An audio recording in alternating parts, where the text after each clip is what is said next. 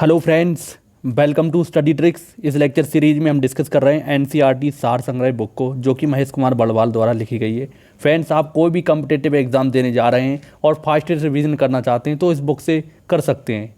तो आज हम डिस्कस करेंगे बायोलॉजी का पार्ट नंबर 3। इससे पहले मैं आपको बता दूं, मैंने इस बुक से फिजिक्स और केमिस्ट्री कंप्लीट करा दी है। अगर आप लोगों ने उसे नहीं देखा है तो चैनल पर प्लेलिस्ट बनी हुई है, वहाँ से जाकर उसे देख सकते हैं। तो चलिए स्टार्ट करते हैं आज का वीडियो। तो सबसे पहले आज हम डिस्कस करेंगे कंकाल तंत्र के क्वेश्चन। तो सबसे पहला क्वेश्चन है, मानव भ्रूण का हृदय स्पंदन हार्ट पल्सेशन कब प्रारंभ होता है? तो विकास के चौथे या पाँचवें सप्ताह में। नेक्स्ट क्वेश्चन देखते हैं, मनुष्य की खोपड़ी में कितनी अस्थियां होती हैं? कितनी होती है? 29। आपको ध्यान रखना है। अगला क्वेश्चन है, प्रतिवर्ती क्रियाओं का नियंत्रण केंद्र कहाँ स्थित होता है? कहाँ स्थित होता है? कशेरुक रज्जु यानी कि स्पाइनल कॉर्ड में। अगला क्वेश्चन है, वयस्क मानव में कितनी अस्थियां होती हैं? तो कितनी होती हैं? 206 अस्थियां।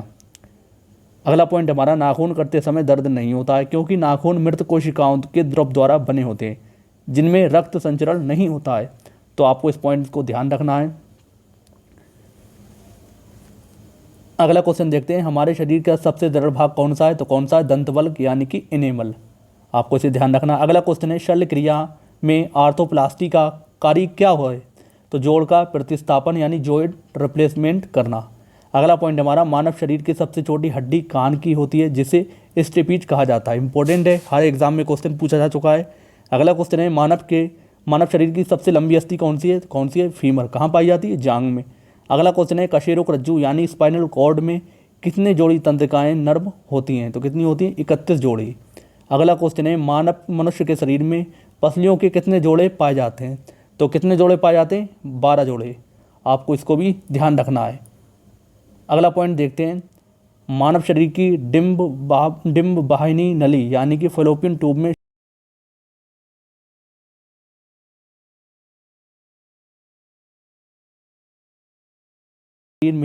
जल का प्रतिशत कितना होता है? तो कितना होता है? 65%। अगला क्वेश्चन है, अस्थि एवं तंत्र निर्माण के हेतु क्या आवश्यक है? तो क्या आवश्यक है? कैल्शियम और फास्फोरस। अगला क्वेश्चन है हमारा, मानव शरीर की सबसे मजबूत पेशियां कौन सी है? तो कौन सी है? जबड़े की। अगला क्वेश्चन है हमारा, परिवर्तनशील भ्रूण की शुष्कन यानी ड्राइंग में कौन रक्षा करता है? तो कौन करता है? ओल्ब यानी कि एमनियन। अगला क्वेश्चन है हमारा, मानव के जीवन काल में कितने दांत 2 बार विकसित होते हैं? तो कितने होते हैं? 20। आपको इसको भी ध्यान रखना है। चलिए नेक्स्ट हम देखते हैं। अगला क्वेश्चन दिया गया है, मनुष्य की खोपड़ी में अस्थियों की कुल संख्या कितनी है? कितनी है? 28। अगला क्वेश्चन है, मानव शरीर की सबसे बड़ी गुहा कौन सी है? तो कोलम या इसे क्या कहते हैं? स्प्लैग्निक गुहा। तो आप इस चीज़ को ध्यान रखेंगे। अगला क्वेश्चन है, त्वचा पर चोट लगने के बाद उसका पुनरुद्धान यानी कि रीजनरेशन किसके द्वारा किया जाता है? तो किसके द्वारा किया जाता है? घनाकार उपकला के द्वारा। अगला क्वेश्चन हमारा, कंडरा यानी कि टेंडन किसको जोड़ती है? तो टेंडन किसको जोड़ती है? पेशी और अस्थि से। अगला हमारा, स्नायु यानी लिगामेंट किसको जोड़ता है? तो लिगामेंट किसको जोड़ता है? अस्थि को अस्थि से। अगला क्वेश्चन हमारा, स्नायु एवं कंडराएं कैसे ऊतक हैं? तो कैसे हैं? कनेक्टिव टिश्यू यानी कि संयोजी ऊतक। अगला क्वेश्चन है, स्तनियों की अस्थि उपस्थि से क्यों भिन्न कैसे होती है? तो हर्बिशियन नलिकाओं के कारण। आपको इसको भी ध्यान रखना है। अगला क्वेश्चन देखते हैं हम, अस्थि का मैट्रिक्स किस प्रोटीन का बना होता है? तो किसका बना होता है? ओसिन का। अगला क्वेश्चन है, अस्थियों को कठोर बनाने वाले लवण मुख्यतः क्या होते हैं? तो क्या होते हैं? कैल्शियम और मैग्नीशियम के फास्फेट।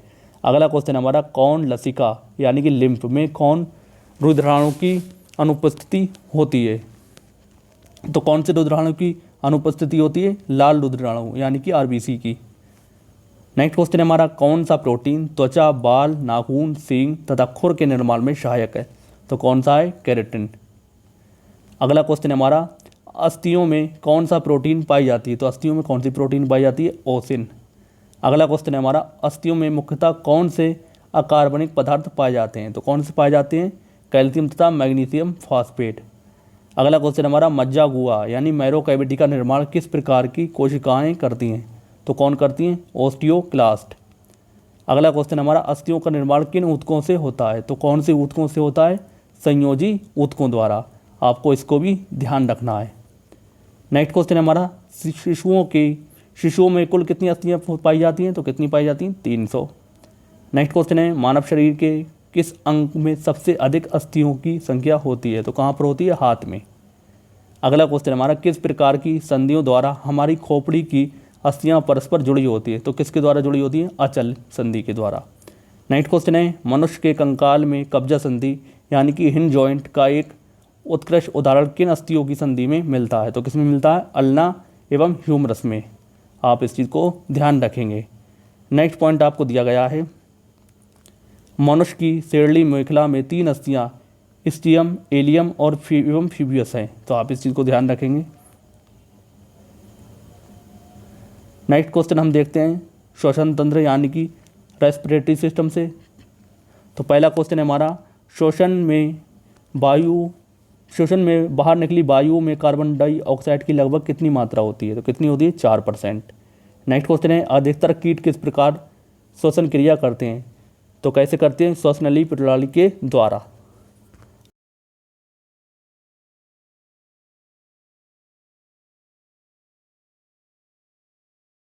क्वेश्चन है हमारा, यातायात पुलिस शराब के नशे वाले व्यक्ति की स्वास्थ्य जांच किस गैस के मिश्रण का प्रयोग करती है, तो किसका करती है, पोटेशियम डाइक्रोमेट सल्फ्यूरिक अम्ल का। नेक्स्ट क्वेश्चन हमारा, श्वास यानी ब्रीथिंग में बाहर निकलने वाली वायु में ऑक्सीजन की कितनी मात्रा होती है, कितनी होती है, लगभग 17%। इस चीज़ को आप ध्यान रखेंगे। अगला क्वेश्चन है, श्वसन में रुधिर का कौन सा घटक O2 का अवशोषण करता है, तो कौन करता है, लाल रक्त कणिकाएं यानी कि RBC। आप इस चीज़ को भी ध्यान रखेंगे। अगला क्वेश्चन हमारा, अवायवीय श्वसन में पेशी कोशिकाओं ग्लूकोज को किस में परिवर्तित होकर ऊर्जा उत्पादन करती हैं, तो किस में करती हैं, लैक्टिक अम्ल में। इस चीज़ को भी आप ध्यान रखेंगे।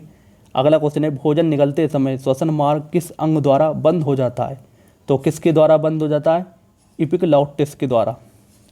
नेक्स्ट क्वेश्चन है, फेफड़ों में गैसों का आदान प्रदान किसके द्वारा होता है, तो किसके द्वारा होता है, रुधिर के द्वारा यानी कि ब्लड के द्वारा। अगला क्वेश्चन है हमारा, क्रेब्स चक्र की क्रिया किस कोशिकांग में संपन्न होती है, तो कहाँ पर संपन्न होती है, माइटोकॉन्ड्रिया में। अगला क्वेश्चन है हमारा, ऑक्सीश्वासन यानी कि एरोबिक रेस्पिरेशन की क्रिया कोशिका के किस भाग में संपन्न होती है, तो कहाँ पर संपन्न होती है, कोशिका द्रव्य एवं माइटोकॉन्ड्रिया में। अगला पॉइंट देखते हैं, ग्लाइकोसिस की क्रिया को ऑक्सी तथा अनऑक्सी श्वसन का सामान्य चरण माना जाता है। आपको इस पॉइंट को ध्यान रखना है। नेक्स्ट क्वेश्चन हमारा, श्वसन द्वारा उत्पन्न ऊर्जा का संचय किस रूप में होता है, तो किस रूप में होता है, ATP अणु में। अगला क्वेश्चन है, पहाड़ों पर रहने वालों में RBC की संख्या अधिक होती है क्योंकि पहाड़ पर वायु कम संघनित होती है। आपको इसको भी ध्यान रखना है। अगला क्वेश्चन दिया गया है, कार्बोहाइड्रेट तथा वसा मेटाबॉलिज्म के प्रमुख अंतिम उत्पाद हैं, तो कौन है, कार्बन डाइऑक्साइड एवं पायरुविक अम्ल। अगला क्वेश्चन हमारा, अवायवीय श्वसन यानी कि एनारोबिक रेस्पिरेशन में कौन सी प्रक्रिया होती है, तो कौन सी होती है, ग्लाइकोसिस। नेक्स्ट है हमारा, मानव में श्वास दर प्रति मिनट लगभग कितनी होती है, तो कितनी होती है, 12 से 15 बार। आपको इसको भी ध्यान रखना है। अगला पॉइंट है, एक स्वस्थ वयस्क व्यक्ति में हृदय धड़कने की औसत दर कितनी होती है, 72 बार प्रति मिनट। तो आपको इसे ध्यान रखना है, श्वास दर अलग होती है और हृदय की धड़कने की दर अलग होती है। अगला क्वेश्चन दिया गया है हमारा, अगला पॉइंट है हमारा, ग्लाइकोसिस में अंत में ग्लूकोज पायरुविक अम्ल में परिवर्तित हो जाता है। नेक्स्ट क्वेश्चन है हमारा, ग्लाइकोलिसिस के एंजाइम कहाँ पाए जाते हैं, तो कहाँ पाए जाते हैं, कोशिका द्रव्य में यानी कि साइटोप्लाज्म में। अगला क्वेश्चन हमारा, किस कारण से ऊतकों में ऑक्सी हीमोग्लोबिन से ऑक्सीजन निकलकर ऊतक द्रव्य में जाती है, तो ऑक्सीजन की कमी और कार्बन डाइऑक्साइड की अधिकता के कारण। आपको इसको ध्यान रखना है। अगला क्वेश्चन है हमारा, फेफड़ों की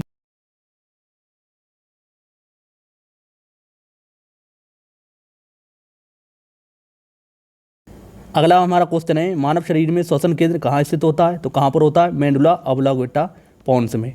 नेक्स्ट हमारा, फेफड़ों के ऊपर का आवरण किसका बना होता है, तो किसका बना होता है, प्लूरल कला का। अगला क्वेश्चन देखते हैं, सर्वाधिक कार्बन डाइऑक्साइड परिवहन किस रूप में होता है? तो किस रूप में होता है? बाइकार्बोनेट के रूप में। नेक्स्ट क्वेश्चन हमारा, क्रेब्स चक्र में ग्लूकोज के एक अणु में कितने एटीपी के अणुओं का निर्माण होता है? तो कितने एटीपी अणुओं का निर्माण होता है? 24 एटीपी अणुओं का। अगला क्वेश्चन हमारा, ग्लाइकोलाइसिस चरण में कितने एटीपी अणुओं का शुद्ध लाभ होता है? तो कितनों का होता है? 2 का।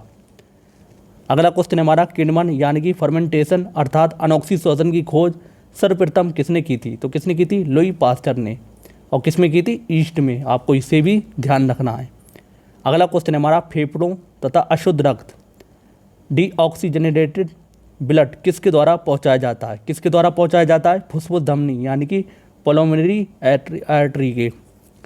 अगला क्वेश्चन हमारा, फेफड़ों द्वारा शुद्ध किया गया रक्त बाएं अलिंद यानी कि लेफ्ट एट्रियम में किसके द्वारा पहुंचाया जाता है? तो किसके द्वारा पहुंचाया जाता है? फुफ्फुस शिरा यानी कि पल्मोनरी वेन के द्वारा। नेक्स्ट क्वेश्चन देखते हैं, श्वसन गुणांक यानी कि रेस्पिरेटरी कोशेंट का मापन किस यंत्र से किया जाता है? तो किसके द्वारा करते हैं? गैनिंग श्वसन के द्वारा। अगला पॉइंट हमारा, ऑक्सीजन की कमी के कारण शरीर के ऊतकों में ऑक्सीजन की कमी होना हाइपोक्सी या अनोक्सिया कहलाता है। इस चीज़ को भी आप ध्यान रखेंगे। नेक्स्ट क्वेश्चन हमारा, श्वसन क्रिया में वायु के किस घटक की मात्रा में कोई परिवर्तन नहीं होता है? तो किस में नहीं होता है? नाइट्रोजन में।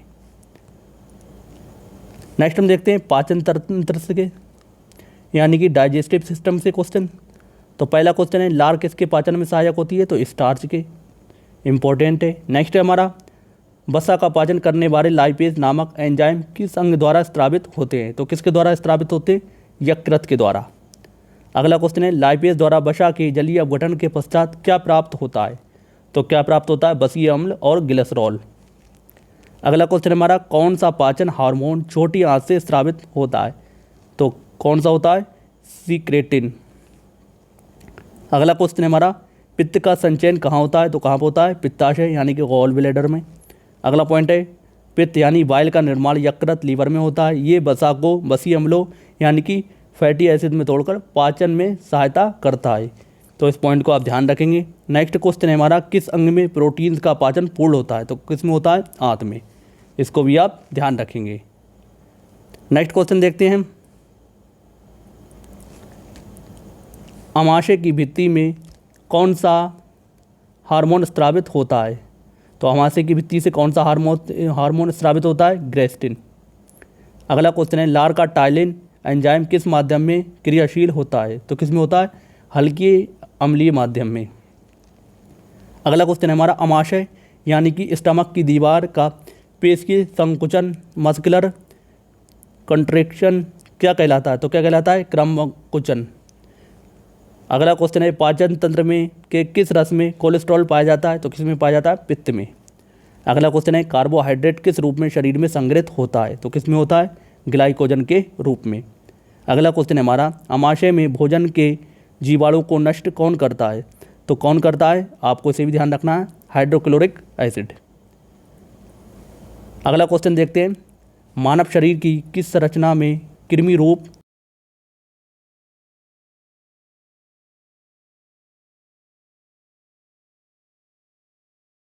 कार्बोहाइड्रेट का भंडारण करता है? तो कौन करता है? यकृत। अगला क्वेश्चन हमारा, एक स्तनधारी में सबसे बड़ी ग्रंथि कौन सी होती है? कौन सी होती है? यकृत। इसको भी आप ध्यान रखेंगे। नेक्स्ट क्वेश्चन देखते हैं हम, मानव शरीर की दूसरी सबसे बड़ी ग्रंथि कौन सी है? कौन सी है? अग्नाशय। लार का पीएच मान कितना होता है? 6.8। पीलिया में कौन सा अंग प्रभावित होता है? कौन सा होता है? यकृत। अगला क्वेश्चन है, पाचन क्रिया के समय आहार नाल में स्टार्च का अंतिम उत्पाद क्या है? तो क्या होता है? ग्लूकोज। अगला क्वेश्चन है, कॉड मछली के यकृत तेल में कौन सा विटामिन प्रचुर मात्रा में पाया जाता है? कौन सा विटामिन पाया जाता है? Vitamin A. इसको भी आप ध्यान रखेंगे। अगला क्वेश्चन हमारा, लैंगर-हैंस की दीपिकाएँ किस अंग में उपस्थित होती हैं? तो किस में उपस्थित होती हैं? अग्नाशय में यानी कि पैनक्रियाज में। अगला क्वेश्चन है, मानव शरीर में किस एक अंग में हार्मोनों के साथ साथ पाचक एंजाइमों का भी स्त्रावण होता है? तो किससे होता है? अग्नाशय से यानी कि पैनक्रियाज से। इसको भी आप ध्यान रखेंगे। अगला क्वेश्चन है हमारा, जठर ग्रंथियाँ गैस्ट्रिक ग्लैंड्स किस अंग में पाई जाती हैं? तो कहाँ पाई जाती हैं? अमाशय में। अगला क्वेश्चन है, यकृत द्वारा किस प्रोटीन का संश्लेषण संग्रह किया जाता है? तो किसका किया जाता है, फाइब्रिनोजन और प्रोथ्रोम्बिन का। अगला क्वेश्चन हमारा, यकृत में उपस्थित कौन सा पदार्थ मानव शरीर में रक्त को जमने से रोकता है, तो कौन रोकता है, हेपेरिन। अगला क्वेश्चन है, लंबे समय तक उपवास रखने का सर्वाधिक प्रभाव शरीर के किस अंग पर पड़ता है, तो किस पर पड़ता है, वृक्क यानी कि किडनी पर। अगला क्वेश्चन है, मानव शरीर में पाचन का अधिकांश भाग किस अंग में संपन्न होता है, तो किस में होता है, छोटी आंत में। अगला क्वेश्चन हम देखते हैं, मानव शरीर में छोटी आंत होती है तो किसके लिए होती है, अवशोषण के लिए। अगला क्वेश्चन है, मानव शिशु के जन्म के लेने के लिए 6 महीने पश्चात दांत निकलना प्रारंभ होते हैं, तो आप इसको ध्यान रखेंगे। अगला क्वेश्चन है, किस अंग के द्वारा रक्त से यूरिया पृथक किया जाता है, तो किसके द्वारा करता है, वृक्क यानी कि किडनी के द्वारा। अगला क्वेश्चन है, इंसुलिन में कौन सी धातु उपस्थित होती है, तो कौन सी होती है, जिंक यानी कि जस्ता। अगला पॉइंट है हमारा, मानव शिशुओं में सर्वप्रथम मध्यवर्ती इंसाइजर दांत निकलता है, इसको को भी आप ध्यान रखेंगे। नेक्स्ट है हमारा उत्सर्जन तंत्र, एक्सक्रीटरी सिस्टम। तो पहला क्वेश्चन इसमें दिया गया है, मानव शरीर में यूरिया का निर्माण किस अंग में होता है, तो किस में होता है, यकृत में। अगला क्वेश्चन है, अल्कोहल में निराभिसरण के लिए कौन सा मानव अंग उत्तरदायी है, कौन सा है, यकृत। अगला क्वेश्चन है, मनुष्य के शरीर में खून का शुद्धिकरण की प्रक्रिया को क्या कहते हैं, तो क्या कहते हैं, डायलिसिस यानी कि रक्त अपोहन। नेक्स्ट क्वेश्चन है हमारा, सर्वाधिक विषाक्त उत्सर्जी पदार्थ कौन सा है, तो कौन सा है, अमोनिया। अगला क्वेश्चन है, मूत्र की मात्रा का नियंत्रक है, तो कौन है, एडीएच। तो इसे भी आप ध्यान रखेंगे, एडीएच एवं एल्डोस्टेरोन। अगला क्वेश्चन है, एक वयस्क स्वस्थ मनुष्य द्वारा एक दिन में उत्सर्जित मूत्र की मात्रा है, तो कितनी होती है, लगभग 1.5 लीटर। अगला क्वेश्चन है, कौन सी औषधि मूत्र के स्राव को प्रोत्साहित करती है, तो कौन करती है, डायूरेटिक। इसको भी आप ध्यान रखेंगे। अगला क्वेश्चन दिया गया है हमारा, विल्स रोग में कौन सा अंग प्रभावित होता है, कौन सा होता है, वृक्क यानी कि किडनी। नेक्स्ट क्वेश्चन है, हेमिकॉर्डेटा संघ के जीवों में किसके द्वारा उत्सर्जन होता है, तो किसके द्वारा होता है, कोशिका गुच्छ के द्वारा। नेक्स्ट आपको विभिन्न जंतुओं में यूरिया उत्सर्जी अंग दिया गया है जिससे यूरिया उत्सर्जित होती है, तो मनुष्यों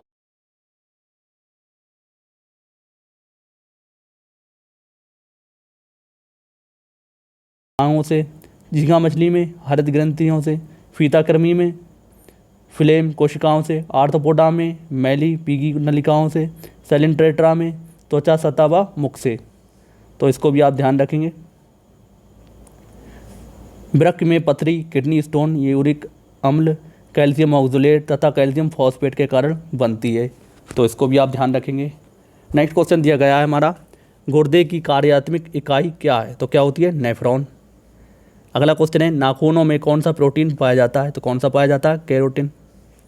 अगला क्वेश्चन हमारा, वृक्कों किडनी के काम न करने पर रक्त में यूरिया की मात्रा बढ़ जाती है, इसे कहते हैं, तो इसे हम क्या कहते हैं, यूरीमिया। इसको भी आप ध्यान रखेंगे। अगला क्वेश्चन नंबर दिया गया है, मनुष्यों में किस प्रकार का उत्सर्जन पाया जाता है, तो किस प्रकार का पाया जाता है, यूरियोलेटिक उत्सर्जन। अगला क्वेश्चन है, यूरोक्रोम का निर्माण कैसे होता है, तो लाल रुधिर कोशिकाओं के हीमोग्लोबिन से। अगला क्वेश्चन है हमारा, वृक्क किडनी से प्रति मिनट औसत रक्त प्रवाह कितना होता है, तो कितना होता है, 1 से 1.2 लीटर प्रति मिनट। अगला क्वेश्चन हमारा, वृक्क नलिकाओं में दूरस्थ कुंडलित भाग में मुख्यतः किसका पुनरावशोषण होता है, तो किसका होता है, सोडियम क्लोराइड का। अगला क्वेश्चन है, वृक्क के चारों ओर पाए जाने वाली झिल्लीनुमा आवरण को क्या कहते हैं, तो क्या कहते हैं, पेरिटोनियम। अगला क्वेश्चन हमारा, वो बीमारी जिसमें मूत्र के साथ रक्त आता है, तो उसे हम क्या कहते हैं, हीमोटोरिया। अगला क्वेश्चन देखते हैं, शरीर में संपूर्ण रक्त किसके माध्यम से शुद्ध होता है, तो किसके द्वारा होता है, वृक्क यानी कि किडनी के द्वारा। नेक्स्ट क्वेश्चन हम देखते हैं, केचुआ।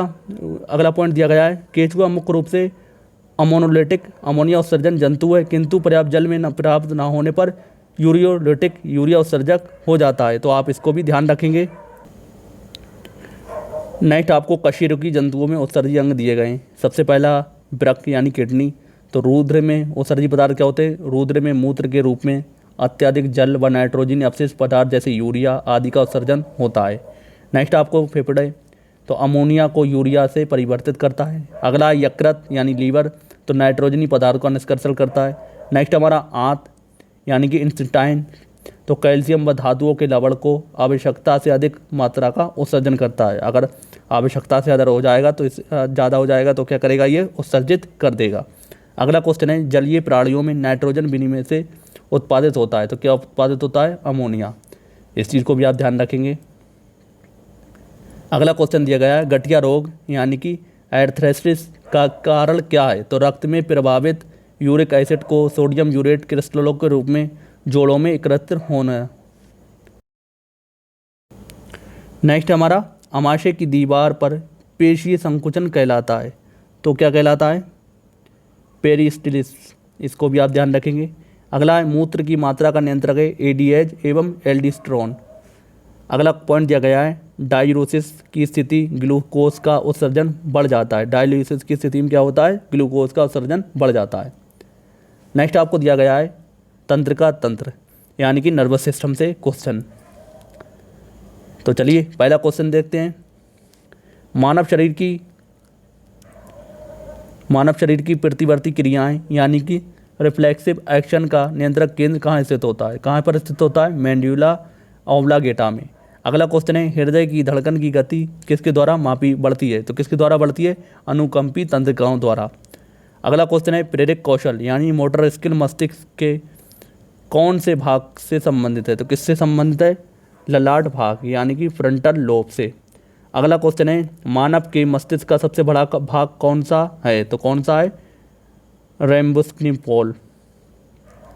रोम्बोनिस्फेनोल।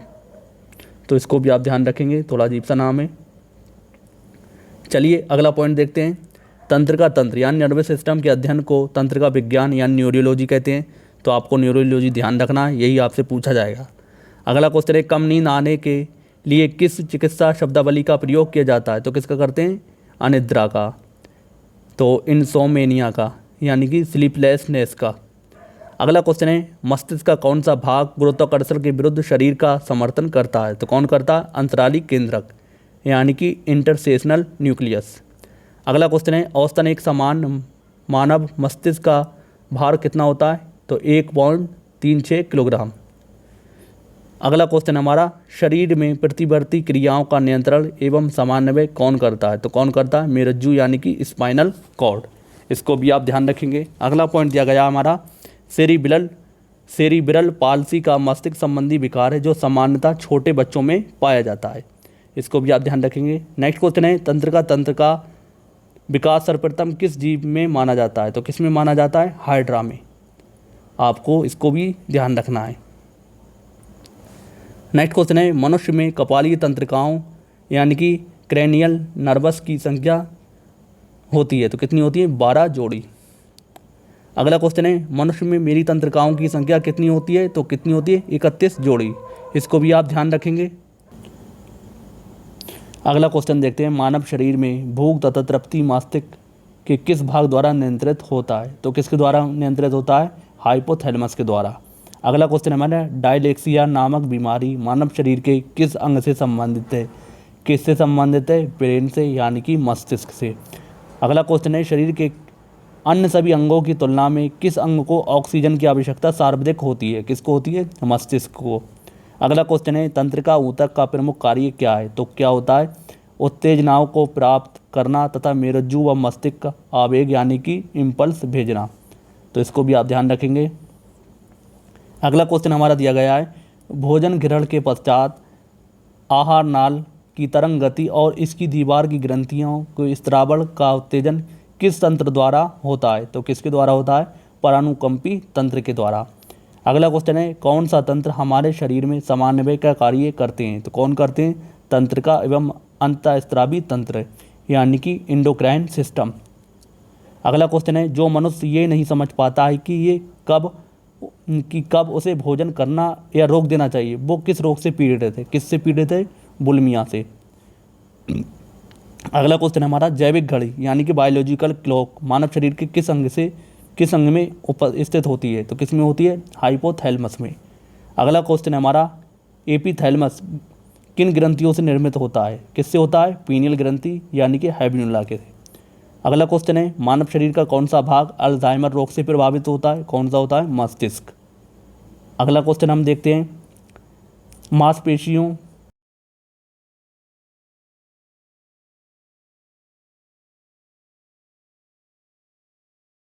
कितने भागों में विभाजित होता है? कितने होता है? 3 में, सेरिब्रम, सेरिबेलम और ब्रेन स्टेम। अगला क्वेश्चन है, न्यूरॉन का बाहर निकला हुआ लंबा भाग क्या कहलाता है? तो क्या कहलाता है? तंत्रिकाक्ष। अगला क्वेश्चन है, तंत्रिका कोशिकाओं में तंत्रिकाक्ष के चारों ओर किस पदार्थ का आवरण पाया जाता है? किसका पाया जाता है? मेलिन का। अगला क्वेश्चन है, सुई चुभाने पर किस अंग से पीड़ा का अनुभव नहीं होगा? किस दिन से नहीं होगा? मस्तिष्क से। अगला क्वेश्चन है, मानव के जन्म के पश्चात किस अंग में कोशिका विभाजन नहीं होता है? किस में नहीं होता है? तंत्रिका कोशिका में। इस चीज़ को आप ध्यान रखेंगे। नेक्स्ट आपको कुछ चिकित्सा उपकरण दिए गए और उनके उपयोग दिए गए हैं। तो सबसे पहला है सीटी स्कैन। तो इससे क्या होता है? शरीर में असामान्यता के लिए इसका उपयोग करते हैं। अगला है इलेक्ट्रो कार्डियोग्राफ। तो हृदय में विकार का पता लगाने में हम इसका यूज़ करते हैं। अगला है हमारा ऑटो एनालाइज़र। तो जैव रासायनिक तत्वों की जांच करने के लिए इसका यूज़ करते हैं। अगला है पेसमेकर। तो हृदय की गति को नियंत्रित करने में इसका यूज़ करते हैं। तो अगला क्वेश्चन दिया गया है, मानव मस्तिष्क का कौन सा भाग वृद्धि, स्मृति, तर्क का केंद्र होता है? कौन होता है? सेरिब्रम। अगला क्वेश्चन है, दो तंत्रिका कोशिकाओं के मिलन को क्या कहते हैं? क्या कहते हैं? सिनेप्स। अगला पॉइंट दिया गया है, प्रतिवर्ती क्रियाओं की खोज सर्वप्रथम मार्शल हॉल ने की थी। इसको भी आप ध्यान रखेंगे। नेक्स्ट हम देखते हैं रक्त परिसंचरण तल यानी कि ब्लड सर्कुलेटरी सिस्टम के क्वेश्चन। तो पहला क्वेश्चन है, मानव शरीर में कौन सी रक्त कोशिकाएं संक्रमण शरीर की रक्षा करती हैं? तो कौन करती हैं? WBC यानी कि श्वेत रक्त कणिकाएं। अगला क्वेश्चन है, किस रक्त समूह का व्यक्ति सर्वदाता यानी कि यूनिवर्सल डोनर है होता है? कौन होता है? O समूह। अगला पॉइंट दिया गया, हीमोग्लोबिन मानव रक्त में पाए जाने वाला पदार्थ है जिसका प्रमुख कार्य ऑक्सीजन का परिवहन करना है। अगला क्वेश्चन है, वृद्ध व्यक्ति का रक्त दबाव सामान्यतः क्या होता है? बढ़ जाता है। अगला क्वेश्चन है, एक सामान्य व्यक्ति का रक्त का औसत pH कितना होता है? कितना होता है? 7.35 से 7.45 pH तक। अगला क्वेश्चन हमारा, रक्त समूह यानी कि ब्लड ग्रुप्स की खोजकर्ता कौन थे? Karl Landsteiner. तो इसको भी आप ध्यान रखेंगे। अगला क्वेश्चन है हमारा, RH कारक का नाम किस जंतु से संबंधित है? किससे संबंधित है? बंदर से। अगला पॉइंट देखते हैं, AB रक्त वर्ग का व्यक्ति किसी भी रक्त वर्ग के व्यक्ति को रक्त से AB रक्त वर्ग का व्यक्ति किसी भी रक्त वर्ग के व्यक्ति का रक्त ले सकता है, इसलिए सार्वभौमिक प्राप्तिकर्ता यानी कि यूनिवर्सल रिसीवर कहलाता है। नेक्स्ट क्वेश्चन है, श्वेत रुधिर कणिकाओं का प्रमुख कार्य क्या है? तो क्या होता है? शरीर की प्रतिरक्षा करना। इसको भी आप ध्यान रखेंगे। नेक्स्ट क्वेश्चन देखते हैं, रुधिर के जमने में किस खनिज की आवश्यकता होती है? किसकी होती है? कैल्शियम की। अगला क्वेश्चन हमारा, लाल रक्त कणिकाएं शरीर की किस अंग में नष्ट होती हैं? तो किस में होती हैं? प्लीहा यानी कि स्प्लीन में। अगला क्वेश्चन है, मनुष्य के औसत रक्तचाप कितना होता है? कितना होता है? 120 से 80 mmHg। अगला है, रक्त किस प्रकार का ऊतक है? तो तरल संयोजी ऊतक यानी कि फ्लूइड कनेक्टेड टिश्यू। इसको भी आप ध्यान रखेंगे। नेक्स्ट हम देखते हैं, यदि एक पिता का रक्त वर्ग A है और माता का रक्त वर्ग O है तो उनकी संतान का रक्त वर्ग कौन सा हो सकता है? तो A अथवा O हो सकता है। नेक्स्ट क्वेश्चन है, रुधिर प्लाज्मा में प्रतिरक्षी प्रोटीन्स यानी एंटीबॉडी किसके कारण निर्मित है? तो किसके द्वारा निर्मित है? लिम्फोसाइट के। अगला क्वेश्चन है, दिल का दौरा पड़ने पर हार्ट अटैक के पहले घंटे को किस नाम से जाना जाता है? किस नाम से जानते हैं? Golden hour.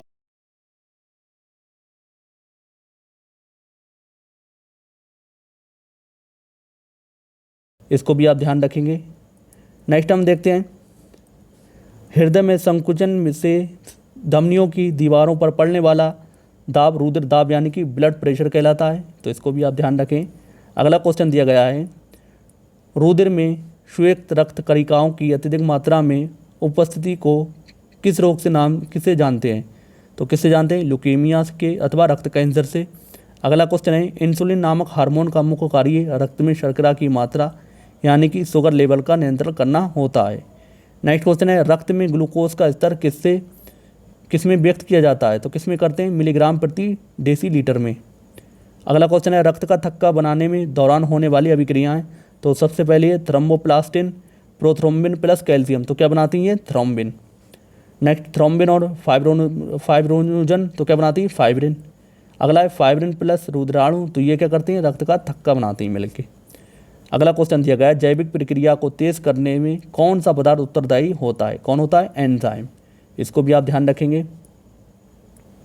अगला क्वेश्चन है, अगला पॉइंट, प्रतिजन यानी एंटीजन एक ऐसा पदार्थ है जो प्रतिरक्षी यानी एंटीबॉडी के निर्माण को उद्दीपित करता है। इसकी मुख्य विशेषता प्रतिरोधियों के निर्माण को प्रेरित करना है।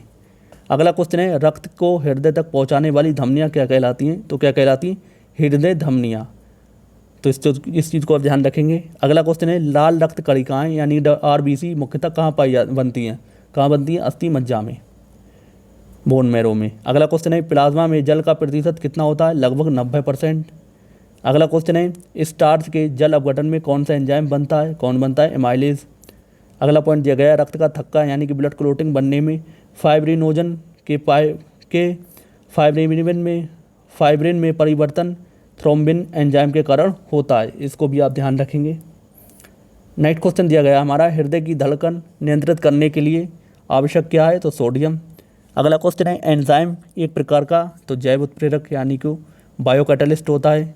अगला क्वेश्चन है एक धड़कन या हृदय गति की एक आवृत्ति लगभग कितनी समय लगता है, तो कितना लगता है, 0.8 सेकेंड।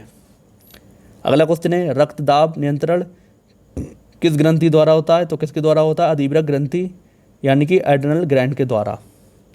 इसको भी आप ध्यान रखेंगे। अगला क्वेश्चन दिया गया है अत्यधिक ऊंचाई पर जाने पर मानव शरीर के में लाल रक्त कणिकाओं की संख्या पर क्या प्रभाव पड़ता है, तो क्या होता है, लाल रक्त कणिकाएं क्या होती हैं, बढ़ जाती हैं। अगला क्वेश्चन है एनीमिया रोग किस पोषक पदार्थ की कमी के कारण होता है, तो किसकी कमी के कारण होता है, फोलिक एसिड की कमी के कारण। अगला क्वेश्चन है मानव शरीर की सबसे लंबी शिरा कौन सी है, तो ग्रेट सैपिनस शिरा पैर में उपस्थित होती है। अगला क्वेश्चन है रक्त कैंसर ब्लड कैंसर होता है जब श्वेत रक्त कण की संख्या कितनी हो जाती है, 12,000 पर सीसी। अगला क्वेश्चन है रक्तदाब के उपचार में किस कणिकाओं पौधे का प्रयोग किया जाता है, किसका किया जाता है, सर्वगंधा का। इस चीज़ को भी आप ध्यान रखेंगे।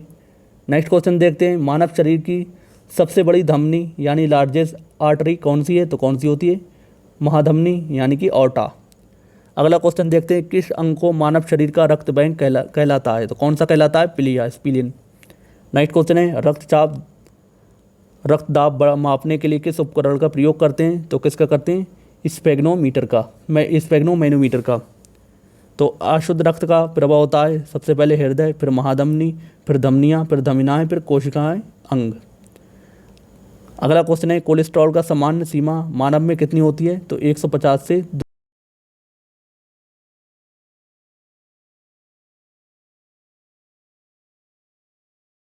माना जाता है क्योंकि रक्त समूह में प्रतिरक्षी एंटीबॉडी नहीं पाए जाते हैं। तो इस चीज़ को भी आप ध्यान रखेंगे।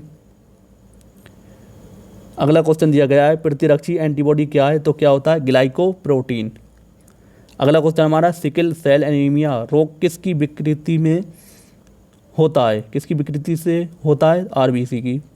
नेक्स्ट आपके सामने रक्त परिचय से संबंधी अंग दिए गए हैं। तो सबसे पहला है हृदय। तो हृदय क्या करता है, रक्त को संपूर्ण शरीर में प्रभावित करता है। नेक्स्ट है धमनियाँ। तो धमनियाँ क्या करती हैं, रक्त को हृदय के अंगों तक पहुँचाना काम करती हैं। नेक्स्ट है शिराएँ। तो रक्त को शरीर से हृदय तक पहुँचाती हैं। नेक्स्ट है कोशिकाएँ। तो धमनी तथा शिरा के रक्त का सम्मिलन करती हैं। नेक्स्ट हमारा क्वेश्चन रिसेरपिन नामक औषधि का प्रयोग किसके लिए किया जाता है, तो किस लिए करते हैं हम इसका, उच्च रक्तदाब को कम करने में। अगला क्वेश्चन हमारा कौन सी कोशिका प्रतिरक्षी एंटीबॉडी का उत्पादन करती है, कौन करती है, लिम्फोसाइट। चलिए और देखते हैं क्वेश्चन। तो अगला क्या दिया गया है, रक्त में उपस्थित प्रमुख पदार्थ। तो सबसे पहला है रक्त प्लाज्मा। तो ये हल्के पीले रंग का एक तरल पदार्थ होता है। अगला हमारा एल्बुमिन। तो ऑस्मोटिक दाब स्थापित करता है। अगला हमारा ग्लोब्यूलिन। तो ये संक्रमण रोगों से रक्षा करता है। नेक्स्ट हमारा फाइब्रोनोजन। तो रक्त का स्कंदन करता है। अगला क्वेश्चन दिया गया है कणिका विहीन रक्त का तरल भाग कहलाता है, तो क्या कहलाता है, प्लाज्मा। अगला क्वेश्चन दिया गया है, यदि दो जनकों यानी पेरेंट्स का रुधिर वर्ग ए बी हो और उनके बच्चों को संभावित रुधिर वर्ग क्या होगा, तो क्या होगा, ए या बी या ए बी। अगला क्वेश्चन है, स्वस्थ मनुष्य के रक्त में प्लेटलेट्स की संख्या सामान्यतः कितनी होती है, तो कितनी होती है, 2 लाख से अधिक। इसको भी आप ध्यान रखेंगे। अगला क्वेश्चन है, एक वयस्क मनुष्य के रक्त में प्रति 100 मिली में हीमोग्लोबिन की मात्रा कितनी होती है, तो 14.5 ग्राम। अगला पॉइंट दिया गया है, पेप्सिन, ट्रिप्सिन एवं टाइलिन एंजाइम पाचन में सहायक होते हैं। नेक्स्ट आपको दिया गया है, माता पिता के रक्त समूह के आधार पर बच्चों में संभावित रक्त समूह। तो इस टेबल को आप देखें, अगर ओ है संभावित रक्त समूह क्या होता है, ओ, ए या बी या ए बी। ओ, तो आप इस टेबल को पढ़ सकते हैं, मुझे एक्सप्लेन करने की ज़रूरत नहीं है। नेक्स्ट क्वेश्चन है, समान रूप से लाल रक्त कणिकाओं की संख्या कितनी होती है, तो 100 से 200 दिन। अगला क्वेश्चन है हमारा, रक्त में ग्लूकोज की मात्रा में वृद्धि को क्या कहते हैं, तो क्या कहते हैं, हाइपरग्लाइसीमिया। अगला क्वेश्चन दिया गया, रक्त संबंधी समस्याएं, तो सबसे पहला है उच्च रक्तदाब, तो इसमें इसे हम क्या कहते हैं, हाइपरटेंशन। नेक्स्ट हमारा निम्न रक्तदाब, तो इसे क्या कहते हैं, हाइपोटेंशन। नेक्स्ट है हीमोफीलिया, तो आकाशीय रक्तस्राव। नेक्स्ट है अरक्तता, तो इसे क्या कहते हैं, हीमोग्लोबिन की कमी। तो इसे भी आप ध्यान रखेंगे। अगला पॉइंट दिया गया है, हृदय में ऑक्सीजन युक्त रुधिर यानी ऑक्सीजनेटेड ब्लड को शरीर के विभिन्न अंगों में ले जाती है, उन्हें धमनियाँ कहते हैं हम। तो इस चीज़ को आप ध्यान रखेंगे। दोस्तों, ये था एनसीईआरटी सार संग्रह बुक बायोलॉजी का पार्ट नंबर 3। आई होप आपने अच्छे से इसके सारे क्वेश्चन देखे होंगे। उम्मीद करता हूँ आपको, अगर ये पूरी तरीके से करते हैं तो आपको आने वाले एग्ज़ाम में ज़रूर हेल्प मिलेगी। नेक्स्ट पार्ट में लगभग हम बायोलॉजी ख़त्म कर देंगे, चौथे पार्ट में। इसके बाद आपका साइंस पूरा कंप्लीट हो जाएगा एनसीईआरटी सार संग्रह बुक से, और आप इससे अच्छी तरीके से रिवीजन कर सकते हैं। तो आपको वीडियो अगर पसंद आया तो वीडियो को लाइक करें, और जितना ज़्यादा हो सकता है वीडियो को शेयर करना ना भूलें।